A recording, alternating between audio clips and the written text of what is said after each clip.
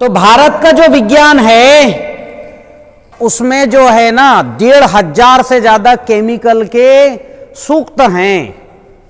मैंने उनसे 150 निकाले मात्र। कितने? 150।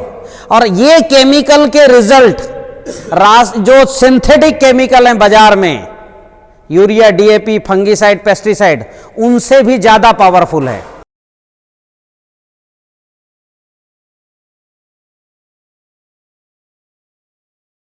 हमारे घर के सामने आम का पेड़ है, उस आम के पेड़ में, या घर के सामने नीम का पेड़ है, उसमें हमने खाद नहीं दिया, दवा नहीं दिया, उसके नीचे जुताई नहीं की, बीमारी लगी तो भी उसमें दवा नहीं डाला, अपने आप वो ठीक भी हो गया।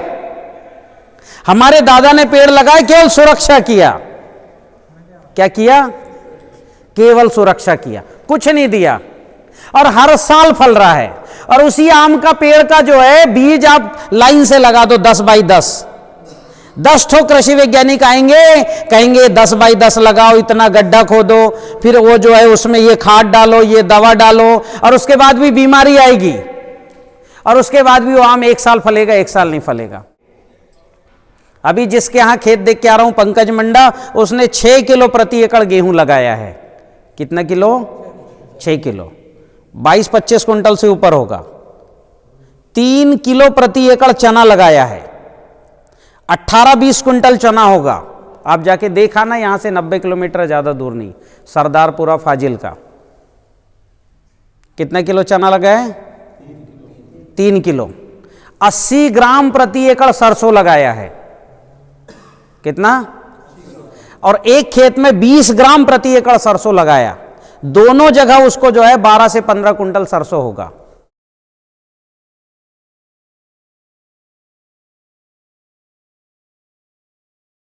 लोगों ने जो है पुष्पहार से स्वागत किया, इतना प्यार से, उसके लिए बहुत बहुत धन्यवाद आप सबका। चलिए मैं बात शुरू करता हूं।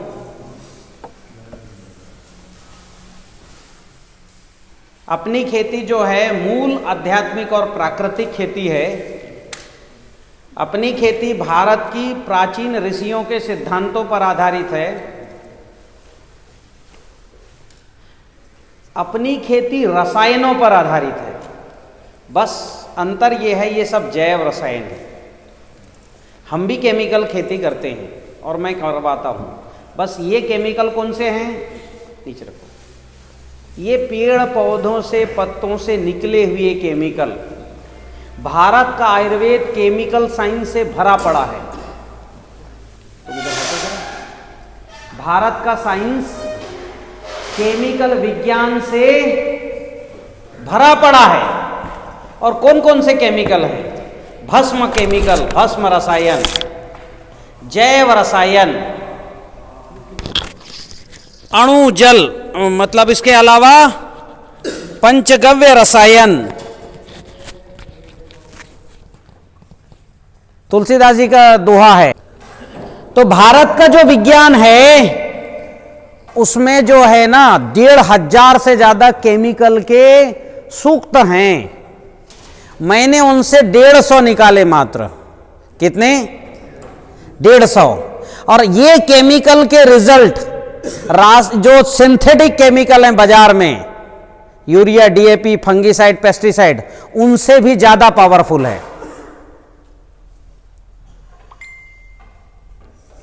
और उसका असर ये बता रहे हैं, इतने 10-12 किसानों ने किया उपयोग, रिजल्ट मिला इनको। बस ये है, हमको जानबूझ के ये केमिकल इसलिए नहीं बताए गए।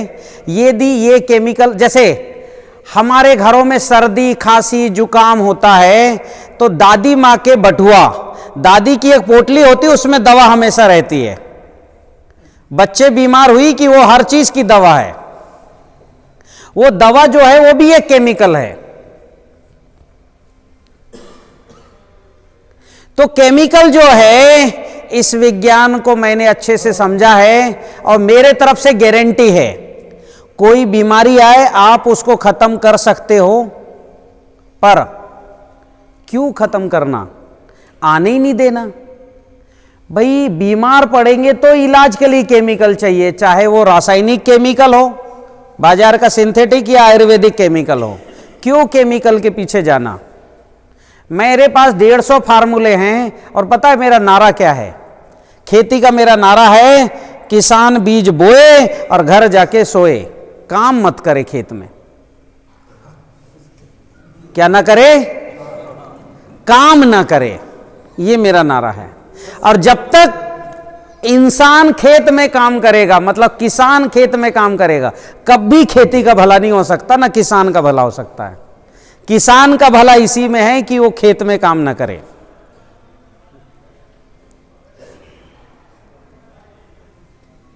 और ये मैं बात बोल रहा हूं तो आप सबको हंसी आ रही, बड़ा लग रहा है ऐसे कैसे होगा?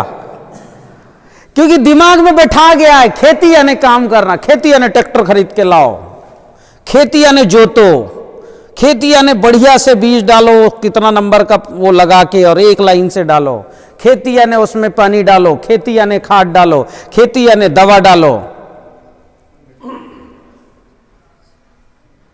दिमाग में बैठा दिया गया है कई पीढ़ी से। जबकि हम देख रहे हैं हमारे घर के सामने आम का पेड़ है, उस आम के पेड़ में, या घर के सामने नीम का पेड़ है, उसमें हमने खाद नहीं दिया, दवा नहीं दिया, उसके नीचे जुताई नहीं की, बीमारी लगी तो भी उसमें दवा नहीं डाला, अपने आप वो ठीक भी हो गया। हमारे दादा ने पेड़ लगाए, केवल सुरक्षा किया। क्या किया? केवल सुरक्षा किया, कुछ नहीं दिया, और हर साल फल रहा है। और उसी आम का पेड़ का जो है बीज आप लाइन से लगा दो 10 बाई 10, 10 ठो कृषि वैज्ञानिक आएंगे, कहेंगे 10 बाई 10 लगाओ, इतना गड्ढा खोदो, फिर वो जो है उसमें ये खाद डालो, ये दवा डालो, और उसके बाद भी बीमारी आएगी, और उसके बाद भी वो आम 1 साल फलेगा, 1 साल नहीं फलेगा। जंगल में बिना जुताई निंदाई गुड़ाई की खेती हो रही है। हर साल वो जो है फलते हैं, हर साल फूल आते हैं, उनके पत्ते हरे कच्चे रहते कि नहीं रहते? आधुनिक विज्ञान कहता है बिना यूरिया के पत्ते हरे कच्चे नहीं रह सकते।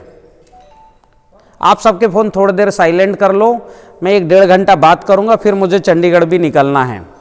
मैं लगातार जो है अभी लगातार 1 महीने से यात्रा कर रहा हूं। 1000 किसानों की मैं खेती जाके देखा हूं। सरसों की खेती रासायनिक खेती से डबल अच्छा है। हमारे बीच में किसान है श्रीकर शर्मा जी, ये केवल मुझे फेसबुक से मिले। फेसबुक में ही मैंने इनको फार्मूला बताया, इन्होंने किए। जब फसल बहुत अच्छी दिखाए तो मुझे आना पड़ा इनकी फसल देखने। 12 क्विंटल 70 किलो पिछले बार इन्होंने सरसों निकाली, कोई बीमारी नहीं। 14 क्विंटल कपास निकाला, 4 बार तोड़ाई की, और कपास नहीं काटते तो ये तोड़ाई करते रहते। जबकि उस क्षेत्र में कपास जो है 2 क्विंटल प्रति एकड़ निकला है किसानों का। यहां भी कपास बोते हैं क्या? कपास बोते हैं यहां? हाँ, अच्छा, कपास का ही बेल्ट है। मैंने आपका देखा अभी कितनी अच्छी फसलें आ रही है। मुझे तो ये बताया गया राजस्थान यानी यहां जो है सब सूखा ही सूखा है, यहां तो सब हरा ही हरा दिखा है मुझे। अच्छा लगा आपकी फसलें देख के आते आते, बढ़िया। लेकिन आप सब रासायनिक कर रहे होगे, हाँ कि ना? जिन फसलों को देख के मुझे अच्छा लगा, आप टीसीबीटी करिए, दाराचंद बेलजी तकनीक। अभी लोगों को अच्छा लग रहा है, बहुत अच्छा लगेगा। तो वापस मैं आ रहा हूं कि मेड़ में जो पेड़ खड़ा है उसको ना जुताई चाहिए ना नींदा। मेड़ में अगर गेहूं का एक बीज गिर गया तो मेड़ की जुताई कोई करता है क्या? पर वो उगता है कि नहीं उगता है? वो बराबर बढ़ता है कि नहीं बढ़ता है? उसमें टिलर्स आते हैं, बढ़िया टिलर्स यानी कंसे, उसमें बाली भी आती है बराबर, और उसमें दाने भी पड़ते हैं। तो मेड़ पे हो रहा है और हमको भरोसा नहीं। खेत की बात करेंगे ना, बिना जुताई गेहूं होगा नहीं। अभी मैं किसान के यहां से आ रहा हूं और उसी किसान की वजह से मुझे देरी हुई। वो किसान ने बीजोपचार किया, बस यंग लड़का है एकदम, पंकज मंडा, मेरे ख्याल से 21-22 साल 25 साल का होगा, यंग बिल्कुल। 2 साल वो मेरी टेक्निक से मिट्टी को बढ़िया मक्खन बनाया। 1.5% कार्बन है उसकी खेती में। कितना %? और मेरा कहना है कि जिस दिन आपके पास 1% से ज्यादा कार्बन हो गया, उस दिन आप जुताई बंद कर देंगे जिंदगी भर के लिए। और उस बच्चे ने इस साल वो जो है सिस्टम खेत में कर दिया, वो जिंदगी भर जुताई नहीं करेगा, केवल फसल लगाएगा। पिछले साल उसके यहां पर उस कपास में 3 फुट जो है कचरा आया था, 6 फुट की कपास थी, कपास 9.5 कुंटल निकली। मैंने उसको कहा कपास काट काट के पशुओं को खिला दे, कुछ मत मारना, मत कुछ कपास को, इस किसको, कचरा समझ रहे हो क्या बोलते हैं उसको, घास, मारना मत घास को। अब मैंने गारंटी दिया इस साल तेरे यहां 20% घास उगेगा, बस। कितना %? 20%। और अगले साल उसके यहां केवल 1% घास रहेगा। घास खत्म, उगना ही नहीं है। और घास नहीं उगेगा, कितनी बड़ी सहूलियत है किसान के लिए। ये सामने उदाहरण है, पिछले साल इनके यहां भयंकर घास था, इन्होंने वीडियो भेजा कपास की, इनकी वीडियो देखा यूट्यूब में डाला है मैंने, ऊपर कपास नीचे जो है घास है, दूबा घास। इस साल उस खेत में घास नहीं है, गेहूं की फसल शानदार खड़ी है, घास नहीं है, केवल बथुआ उगा है 2-4 जगह, इतने जगह में बस। मैं देख के आ रहा हूं इनकी खेती, तो कोई घास नहीं होना, कोई बीमारी नहीं आएगी। अभी जिसके यहां खेत देख के आ रहा हूं, पंकज मंडा, उसने 6 किलो प्रति एकड़ गेहूं लगाया है। कितना किलो? 6 किलो, 22-25 कुंटल से ऊपर होगा। 3 किलो प्रति एकड़ चना लगाया है, 18-20 कुंटल चना होगा। आप जाके देखा ना, यहां से 90 किलोमीटर ज्यादा दूर नहीं, सरदारपुरा फाजिल का। कितना किलो चना लगाया है? 3 किलो। 80 ग्राम प्रति एकड़ सरसों लगाया है। कितना? और एक खेत में 20 ग्राम प्रति एकड़ सरसों लगाया, दोनों जगह उसको जो है 12 से 15 कुंटल सरसों होगा। तो चलिए मैं विषय शुरू करता हूं। ये सब क्यों हो रहा है खेती में, पढ़ाई, खाद और दवाई की? क्योंकि इस प्रकृति में जीवन जीने की सारी व्यवस्था प्रकृति सब जीवों की करती है। जीवन जीने की व्यवस्था कौन करती है? और सब जीवों की करती है। आप देखो, मनुष्य छोड़ के कौन सा जीव भूखा मर रहा है? बताओ, कोई जीव भूखा मर रहा हो तो? मर रहा है कोई? चींटी, चिड़िया, सियार, कुत्ते, बिल्ली? मनुष्य तो मर रहा है। हाँ, मनुष्य छोड़ के इसलिए बोला मैंने। और इसलिए मनुष्य छोड़ के कोई जीव बताओ जो बीमार हो। वो आयुर्वेदिक करता है, एलोपैथिक करता है, फूं फां करता हो, अनुलोम विलोम करता हो, व्यायाम करता हो। करता है कोई क्या व्यायाम? आदमी करे तब भी जो है, तब भी बीमार है। तो ये जो व्यवस्था है, यम नियम आहार विहार प्रत्याहार ध्यान धारणा और समाधि, अष्टांगिक मार्ग से पूरी प्रकृति चलती है। किस मार्ग से? यदि आप भी यम नियम आहार विहार प्रत्याहार करेंगे, आपको भी कुछ नहीं, अनुलोम विलोम भी नहीं करना, व्यायाम भी नहीं करना, ना एलोपैथिक ना आयुर्वेदिक, आप भी पूरा 120 साल का जीवन जिएंगे। आधी जीवन हो चुकी है। अब चूंकि आधी जीवन में हम बीमार हो गए हैं, लेकिन अब जो आधी बची है उसको ठीक से जिएंगे तो स्वस्थ जीवन जिएंगे। बुढ़ापे में हमने जिंदगी भर पैसा कमाया और बुढ़ापे में मीठा नहीं खा सकते। क्यों नहीं खा सकते साहब? शुगर हो गया। जिंदगी भर मीठा कमाने के लिए काम किए, मीठा खाने के लिए, और बुढ़ापे में मीठा खा नहीं सकते, शुगर हो गया। तो ये जो है यम नियम आहार विहार प्रत्याहार, इसको समझना पड़ेगा। अष्टांगिक मार्ग, इसको समझना यानी क्या? इस प्रकृति में सभी जीवों का जीवन चक्र की व्यवस्था है। खाना खाना, पानी पीना, इसकी व्यवस्था है। अभी मैं कहता हूं खेती में जुताई बंद, मेरी पत्नी कहती है खेती में रसोई बंद। रसोई बनाना ही नहीं। क्या नहीं बनाना? तो किसान खेती में जुताई निंदाई गुड़ाई नहीं करे तो काम क्या बचेगा? कुछ नहीं। और रसोई ना रहे तो काम क्या बचेगा? महिला का क्या काम बचेगा? तो बिना रसोई की जिंदगी, जिंदा भोजन करना है 7 दिन। कौन सा भोजन? जिंदा भोजन, जीवित भोजन करता है वो स्वस्थ रहता है। आपका दही जिंदा है कि मरा है? और वो दही को अगर जो है आग में पका लेंगे तो मरा है। पका आम, पेड़ का पका आम जिंदा है कि मरा है? और चूल्हे का पका आम मरा है। तो रसोई जो है सेहत को खराब किया है, जुताई ने खेत को खराब किया है। अब मैं आता हूं वापस विषय पर, क्या क्यों खराब किया? ये सब जो है भूमिका सब छोड़िए, मैं टू दी पॉइंट विषय पर आता हूं, उसको समझना है। 1 घंटे विषय रखूंगा, अच्छे से समझिए। मैं आज जो है, आज कितना 2 फरवरी है ना, 2 फरवरी 2023 को इस जो है हॉल पैलेस से घोषणा करता हूं, यदि आपने मैं जैसे बोलता हूं वैसे 1 साल भी कर लिया तो अगले साल से आप मुक्त हो जाएंगे। दवा डालो, खाद डालो, इस सब से, ना रासायनिक ना जैविक, केवल किन्नू की फसल तोड़ने जाना। फंगस से, वायरस से, सिट्रसिल्ला से कुछ नहीं।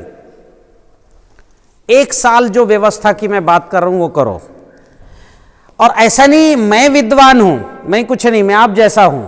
मुझे पुस्तकें मिल गई, प्राचीन ग्रंथ, कश्यपी कृषि सूक्त कश्यप ऋषि ने लिखी, पाराशर संहिता ऋषि पाराशर ने लिखा, उपवन विनोद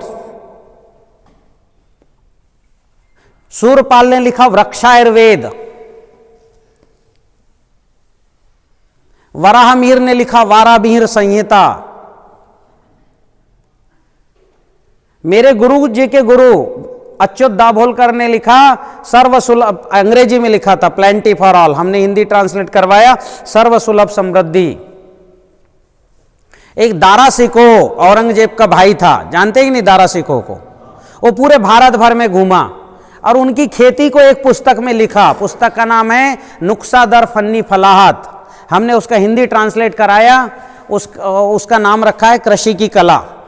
ये सारी किताबें मेरे वेबसाइट में है, www.esoulllyf.com, इस पे जाइए, ये सारी किताब बुला के आप पढ़ सकते हो, सब हिंदी में है। तो मुझे ये पुस्तकें हाथ में लगी और 100 किसानों के साथ मैं मिल करके हमने पहले R&D की। हमने, मैं और मेरी पत्नी ने खुद लिए 13 एकड़ जमीन लीज पे, हमने खुद रिसर्च किया। इसके पहले हम प्रसिद्ध समाज सेवी भारत रत्न नानाजी देशमुख की संस्था में रहे, कृषि विज्ञान केंद्र गनीवा और कृषि विज्ञान केंद्र जो है मझगवा, यहां रह के केमिकल खेती, जैविक खेती दोनों को समझा। 2009 में बनाई, उस आधार पर और 100 किसानों के साथ मिलकर बनाई। आप हम जैसे प्रसिद्ध किसान थे और हमने ये सारे मॉडल किए, इसलिए हम कर चुके हैं। जो भुगतना है हम भुगत चुके हैं, आपको तो केवल मैं मक्खन दे रहा हूं। हमने 2010-11 में 42 लाख का बैक्टीरिया खरीदा था कंपनियों से। कितने लाख का? हाँ, हमारे पास रिकॉर्ड है हमारी संस्था में। अब आपको कुछ ये नहीं खरीदना। उस समय हम अज्ञान था, हमें लग रहा था ये बैक्टीरिया खरीद लेंगे तो खेती अच्छी हो गई, तो खरीदे और जब बजट बढ़ा तब समझ में आया नहीं, कुछ और करना चाहिए। तो वापस मैं आता हूं, मुख्य विषय ये है, इस प्रकृति में हर जीव की भोजन की व्यवस्था है और ये भोजन की व्यवस्था सूक्ष्म दुनिया करती है। ये व्यवस्था कौन करती है? किसकी व्यवस्था? हर जीव की। जो दिखाई दे रहे हैं ये जीव केवल 4% हैं, और जीव ही नहीं, पेड़ पौधे, हम तुम, चांद तारे कितने प्रतिशत हैं? जो सूक्ष्म दुनिया है वो 96% है। कितने प्रतिशत है? कितना अंतर है 96 और 4 में? तो जो दिखाई नहीं दे रही है वो भी एक दुनिया है, वहां भी शादी ब्याह, बच्चे पैदे, लड़ाई झगड़ा वहां भी होते हैं। कितने % है वो? अब एक आपको उदाहरण बताता हूं। ये जो है, अभी पंजाब की जनसंख्या है 3 करोड़। इतनी जनसंख्या 1 ग्राम मिट्टी में जीवाणुओं की होती है। कितने ग्राम में? 1 ग्राम में। इसके लिए साइंस को एक नया पैमाना बनाना पड़ा नापने के लिए, उसको बोलते हैं CFU। जैसे पानी को नापते हैं ना ml में, और वजन को नापते हैं ग्राम में, मिलीग्राम में, वैसे वो बैक्टीरिया नापने की इकाई है CFU, कॉलोनी फार्मिंग यूनिट। 2 गुणा 10 घाते 9, 2 के आगे 9 शून्य लिखोगे, इतना बैक्टीरिया, फंगस और वायरस कितने ग्राम मिट्टी में रहते हैं? आप सोचो आपके खेत में कितनी मिट्टी है? तो दुनिया की जनसंख्या से लाखों गुना ज्यादा जीव तो आपके खेत में रहते हैं। और ना केवल रहते हैं, बच्चे पैदा करते हैं, शादी ब्याह होता है, वो भी लड़ते झगड़ते, और उनकी भी उम्र बुढ़ापा, वो भी मरते हैं, और उनका भी भावनाएं होती हैं। उनकी आत्मा जितनी बड़ी है उतनी हमारी भी है। इतने जीव रहते 1 ग्राम मिट्टी में। अब समझ में आया दुनिया कितनी बड़ी है? सूक्ष्म दुनिया बड़ी है कि नहीं है? और 2 के आगे जो 9 शून्य लिखोगे, इतने जीवाणु हैं 1 ग्राम मिट्टी में। 2 के आगे 26 शून्य लिखोगे, इतने अणु हैं 1 ग्राम मिट्टी में। सोचो लो, 2 के आगे लगाओ 26 शून्य, कितनी बड़ी संख्या हो गई? बोल नहीं सकते। इतने क्या है हमारे 1 ग्राम मिट्टी में? अणु। कैलकुलेट किए संख्या? जैसे हमारी ताकत है ना, हम ढकेलेंगे तो ऐसा जो है कोई दरवाजा ढकेल जाएगा, खुल जाएगा, कुछ भी हम पेड़ उठा सकते हैं, 1 क्विंटल का वजन बोरा उठा सकते हैं। वैसे ही एक अणु की ताकत 200 TNT के बराबर है। कितना? हिरोशिमा में जो बम गिरे थे वो 15 TNT के गिरे थे, जो एक शहर को बर्बाद कर दिए। यहां तो एक अणु की ताकत 200 TNT, एक जिला बर्बाद हो जाएगा कहीं गिरे तो, गड्ढा हो जाएगा 200 मीटर का।